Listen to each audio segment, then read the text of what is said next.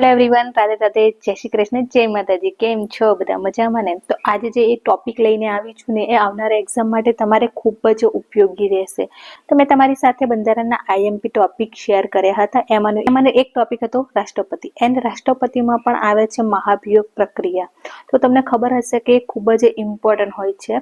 તો ઘણા બધાને આ મહાભિયોગ પ્રક્રિયા શું છે, કઈ રીતે પ્રક્રિયા કરવાની હોય છે, ઘણા બધાને કન્ફ્યુઝન હોય છે કે કઈ રીતે થતું હોય છે।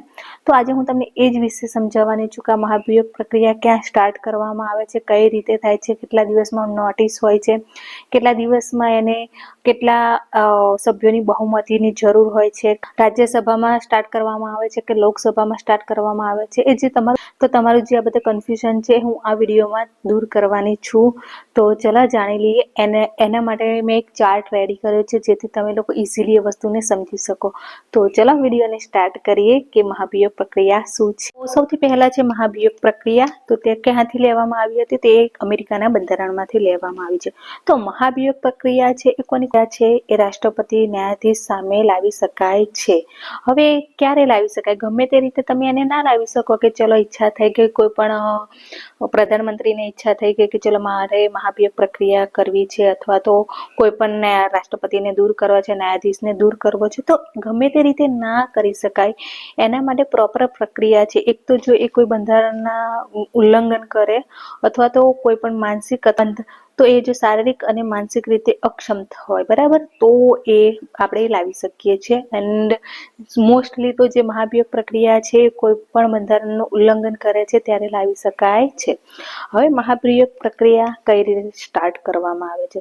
તો સૌથી પહેલા પ્રસ્તાવ લાવવાનો હોય છે। એ પ્રસ્તાવ લાવવા માટે સૌથી પહેલા આપણે અધ્યક્ષની મંજૂરીની જરૂર હોય છે, અને એ કોઈ પણ સદનમાં લાવી શકે છે। એવું નહીં કે તમે પહેલા રાજ્યસભામાં જ લાવી શકો કે લોકસભામાં લાવી શકો, કોઈ પણ સદનમાં તમે લાવી શકો છો।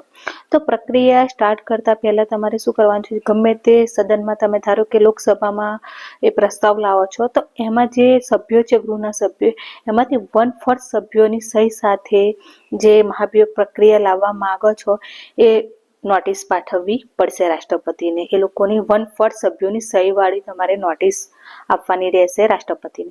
હવે જ્યારે તમે નોટિસ આપો છો એના 14 દિવસ પછી આ ગૃહમાં પ્રક્રિયા સ્ટાર્ટ થશે, બાકી એ પહેલા પ્રક્રિયા સ્ટાર્ટ થશે નહીં। પહેલા તમે શું કરશો? એ સભ્યોની સહી સાથે રાષ્ટ્રપતિને નોટિસ પાઠવવાની છે, એના 14 દિવસ પછી આ પ્રક્રિયા શરૂઆત થશે।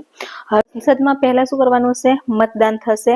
એના માટે જે પ્રસ્તાવ છે એને પસાર કરવા માટે સંસદમાં મતદાન થશે।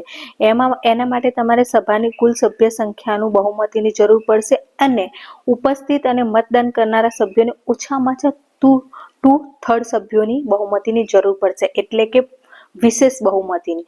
સાદી બહુમતીથી નહીં, વિશેષ બહુમતીથી તમારે આ પ્રસ્તાવ પસાર કરવો પડશે।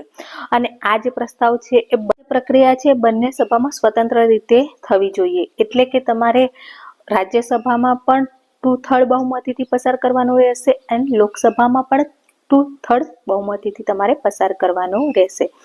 એક ગૃહમાંથી પસાર થઈ જાય પછી એ જે પ્રસ્તાવ છે એ બીજા ગૃહમાં જશે, ત્યાં એ આરોપોની તપાસ કરવામાં આવશે, બરાબર। હવે આ જ્યારે આરોપોની તપાસ થતી હોય છે ત્યારે રાષ્ટ્રપતિ હાજર રહી શકે છે એ સભામાં, અને પોતાનો પક્ષ પણ રજૂ કરી શકે છે, એમને એ અધિકાર મળેલો છે। હવે આ પ્રસ્તાવ બંને ગૃહમાંથી પસાર થાય છે। જો બીજા ગૃહમાં પણ આ પ્રસ્તાવ 2/3 બહુમતીથી પસાર થઈ જાય છે, તે બંને ગૃહમાંથી પસાર થયો ગણાશે।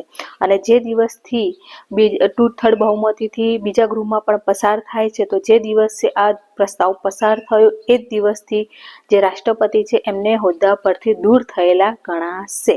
તો આ રીતે રાષ્ટ્રપતિને પોતાના હોદ્દા પરથી દૂર કરી શકાય છે।